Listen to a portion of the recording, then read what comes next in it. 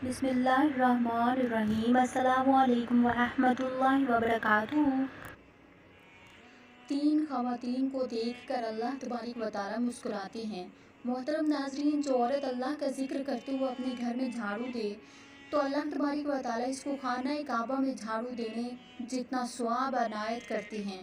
जो औरत नमाज रोज़ा की पाबंदी करे और पाक दामन रहे और अपने शौहर की ताबेदारी करे, इसको अख्तियार है कि जिस दरवाजे से चाहे जन्नत में दाखिल हो जाए।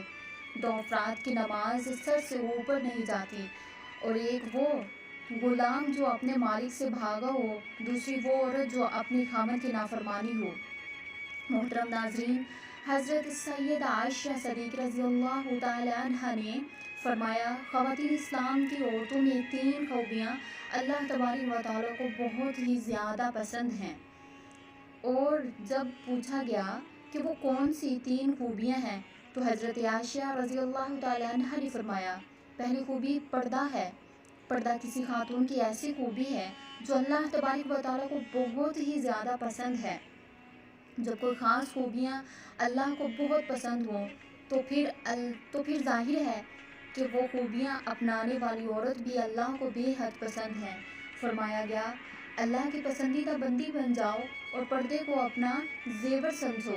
आजकल की औरतें कहती हैं, जी असल पर्दा तो दिल का है, बस इंसान का ज़हन पाक साफ़ होना चाहिए, सिर्फ दिमाग का साफ़ होना ज़रूरी है। तो मैं कहता हूँ, ए मेरी बहन, तेरा ज़हन जितना भी पाक साफ़ हो जाए, लेकिन सैयदा फ़ातिमातुल ज़हरा रज़ियल्लाहु ताला अन्हा से ज़्यादा पाक साफ़ नहीं हो सकता। मेरी बहन, पर्दे का हुक्म सैयदा फ़ातिमा रज़ियल्लाहु ताला अन्हा को भी दिया गया था।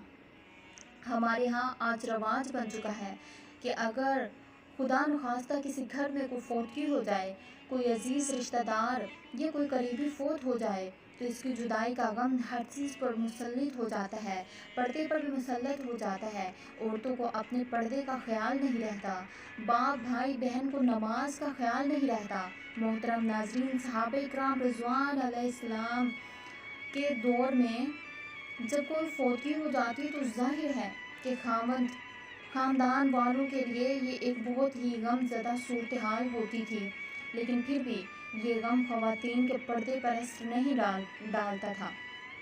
फौतगी के दिन भी औरतें पर्दे का ख़ास ख्याल रखा करती थी। हर चीज़ पे गम मुसल्लत हो जाता था, लेकिन नमाज पे मुसल्लत ना होता था।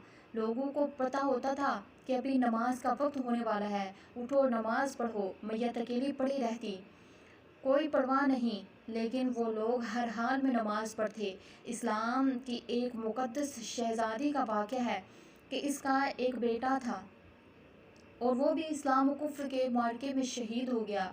ये नेक खातून नबी अलैहिस्सलाम के सामने इस तरह ज़ाहिर हुई कि इसके सर से लेकर पैरों तक पूरा वजूद पर्दे में ढका हुआ था।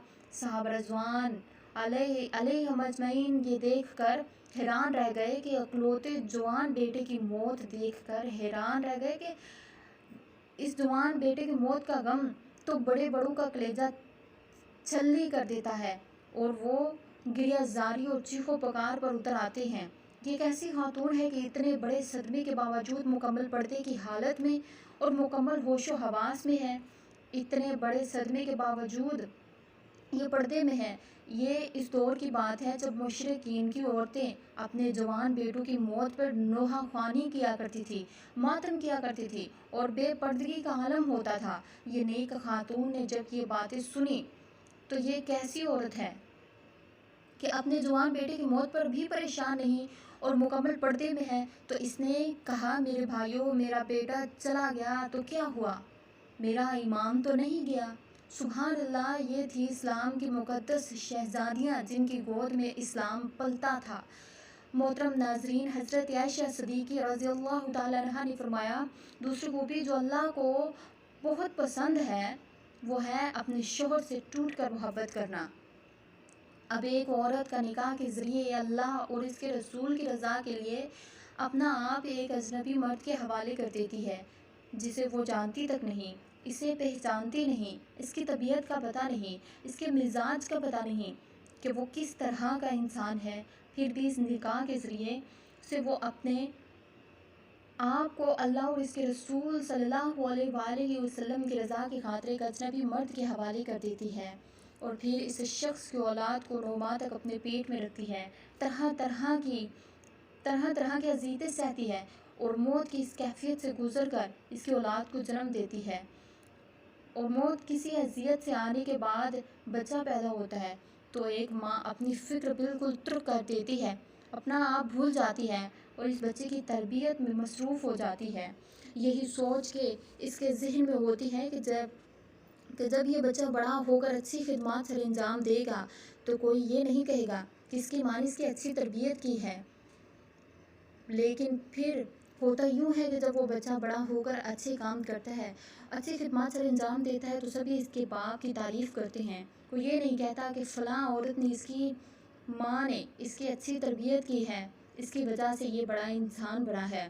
تو کئی سال تک جب وہ ہمارے بچوں کی پرورش میں لگ جاتی ہے تو اپنا آپ بالکل بھول جاتی ہے، تو اس کے چہرے پہ جھریاں نمودار ہونے لگ جاتی ہیں۔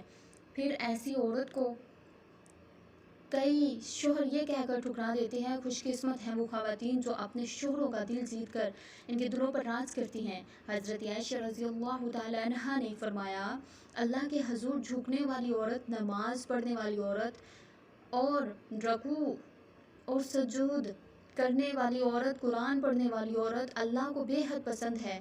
آج کل کی عورت کو کہتی ہے کہ جی بچے زیادہ ہیں اس لیے نماز پڑھنے کا وقت نہیں ملتا اور اللہ کے حضور جھکنے کا وقت نہیں ملتا۔